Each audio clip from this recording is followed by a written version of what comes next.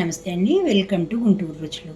నైవేద్యం రెసిపీగానే చేసుకున్నానండి. మీరు కావాలనుకుంటే ఎవరైనా గెస్ట్లు వచ్చినప్పుడు చేసుకోవచ్చు, తినాలనుకున్నప్పుడు స్వీట్ తినాలనుకున్నప్పుడు కూడా ఇలా హెల్తీగా చేసుకోవచ్చు. హెల్తీగా అని ఎందుకు అంటున్నానంటే మనకి ఈ చిరుధాన్యాలు హెల్త్కి చాలా మంచిదండి. ఇందులో ఒక్కొక్క దానికి కొన్ని ఆరోగ్య ప్రయోజనాలు ఉన్నాయి. నేనైతే ఇక్కడ సామలతో చేసుకున్నాను. వీటి వలన మనకి బ్లడ్ షుగర్ కంట్రోల్లో ఉంటుంది, అంతేకాదు కొలెస్ట్రాల్ కూడా కంట్రోల్లో ఉంటుంది. కొలెస్ట్రాల్ తగ్గడానికి చాలా ఉపయోగపడతాయి ఈ సామలు రోజువారీ ఆహారంలో రైస్ బదులుగా తీసుకుంటే. మరి బరువు తగ్గాలనుకునే వాళ్ళకి కూడా సూపర్ రెసిపీ అండి ఇది. మరి చాలా ఆరోగ్య ప్రయోజనాలు ఉన్నాయి వీటితో. మరి నేనైతే కొన్ని మాత్రమే చెప్తున్నాను. మరి ఎలా చేయాలనేది ఫుల్ రెసిపీ కోసం వీడియోలోకి వెళ్దాం. ఈరోజు అయితే ఇక్కడ నేను చేసుకునే స్వీట్ పాయసం అండి. దీనికోసం అయితే ఇక్కడ నేను సామలు నానబెట్టుకోవడం అంటే మనకి చిరుధాన్యాలు ఏవైనా సరే కనీసం 4 నుంచి 5 గంటలు అయితే నానితేనే అవి చక్కగా త్వరగా ఉడికిపోతాయి. నేనైతే ఒక చిన్న గ్లాస్, ఈ గ్లాస్తో మాత్రమే నానబెట్టుకున్నాను. చూసారు కదా, ఇందులోకి నేను వాటర్ ఎక్కువ వేయలేదండి, ఎందుకంటే ఇవి నానటం కోసం మాత్రమే 1 గ్లాస్ వరకు వాటర్ వేసుకున్నాను. మిగిలినవి 1కి 3 గ్లాసులు నేను పాలే పోసుకుంటున్నాను. దీంట్లోకి స్వీట్ కోసం బెల్లం 1కి 1.25 వరకు తీసుకున్నాను. ఎందుకు తీసుకున్నానంటే పెసరపప్పు 1/2 కప్పు వరకు నానబెట్టుకున్నానండి. ఇవి 2 కొలతలకి ఈక్వల్గా బెల్లం ఉంటేనే మీకు స్వీట్ సరిపోతుంది. ఇందులోకి కొంచెం జీడిపప్పు, అలాగే 2-3 యాలకులు కూడా నలగొట్టి పెట్టుకుంటున్నాను. ఇప్పుడు మరి ప్రాసెస్ చూద్దాం. ఇక్కడ బెల్లం కరగడానికి నేను కొంచెంగా వాటర్ అయితే వేసి కరిగించుకుంటున్నాను. జస్ట్ బెల్లం మునిగే వరకు మాత్రమే వాటర్ వేసుకుంటున్నానండి. ఈ బెల్లం అంతా కూడా కరగాలి.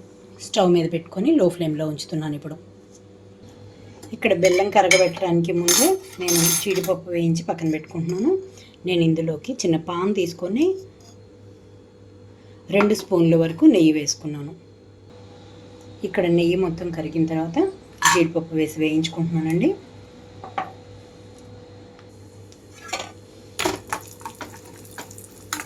ఇక్కడ జీడిపప్పు అంతా గోల్డెన్ కలర్కి వచ్చే వరకు వేయించి పెట్టుకోవాలి.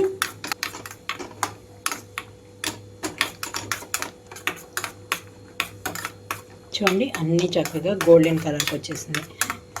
నేనైతే పక్కన పెట్టేస్తున్నాను పాన్ ఇది.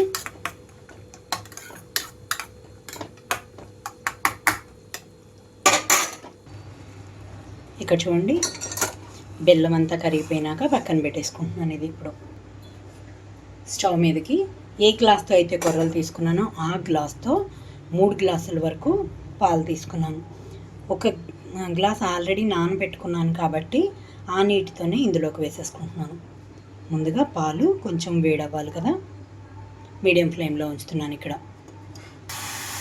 ఇక్కడ చూడండి, పాలన్నీ పొంగొచ్చేటప్పుడే నేను నానబెట్టుకున్న సామల్ని ఇందులోకి వేసేస్తున్నాను. ఈ వాటర్, నానబెట్టుకున్న వాటర్ ఉంది కదా, వాటితో కలిపి వేసేస్తున్నాను. 2 నిమిషాలు ఉడికిన తర్వాత ఇందులోకి పెసరపప్పు అయితే వేసుకుంటున్నాను.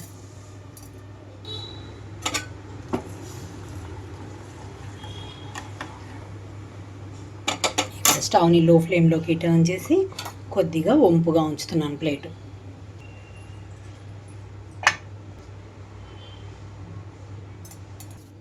ఇక్కడ ఒకసారి మూత తీస్తున్నాను, ఒకసారి కలుపుకుంటున్నాను. మళ్ళీ ఇవి చాలా త్వరగా ఉడికిపోతాయండి నానబెట్టుకొని ఉంచడం వలన. ఇందులోనే యాలకుల పొడి కూడా వేసేస్తున్నాను, కొద్దిగా నలగొట్టుకొని. ఇప్పుడు ఇందులోకి పెసరపప్పు వేస్తున్నాను. పెసరపప్పులో వాటర్ లేకుండా చూసి వేస్తున్నానండి.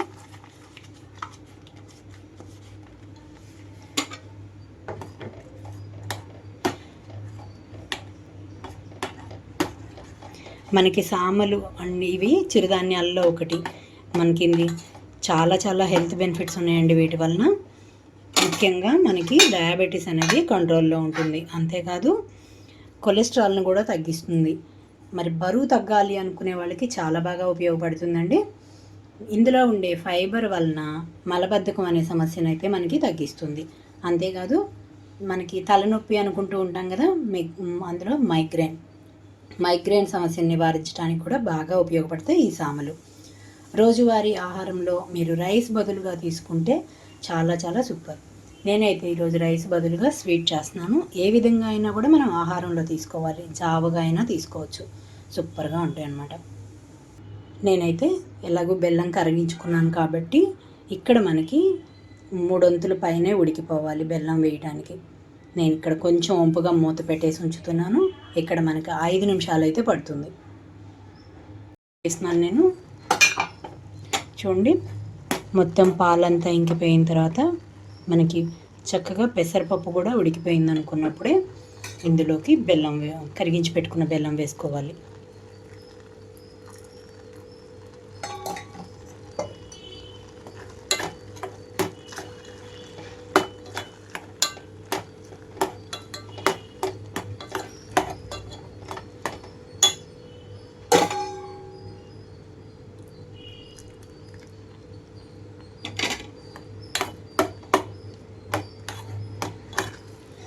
రెండు నిమిషాల పాటు ఇలాగే ఉంచాలి. బెల్లం అంతా కూడా చక్కగా ఉడుకు పట్టాలి మనకి.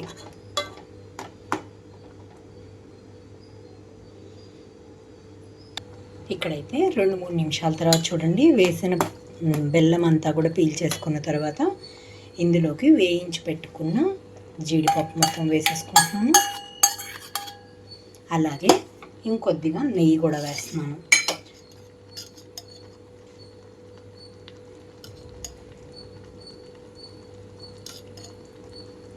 నేనైతే 3 స్పూన్ల వరకు నెయ్యి ఇందులోకి వేసుకున్నాను. స్టవ్ ఆఫ్ చేసేస్తున్నాను. మీకు ఇంకా చిరుధాన్యాలతో ఒకటైన సామలతో నైవేద్యం రెడీ అయిపోయింది. ఎవరైనా గెస్ట్లు వచ్చినా కూడా రైస్తో కాకుండా ఎలా ట్రై చేసి పెట్టండి. ప్రసాదంగా చేసుకోవాలనుకున్నప్పుడు లేదా అప్పటికప్పుడు స్వీట్ తినాలనుకున్నప్పుడు ఎలా అయినా సరే సూపర్గా ఉంటుంది ఈ రెసిపీ.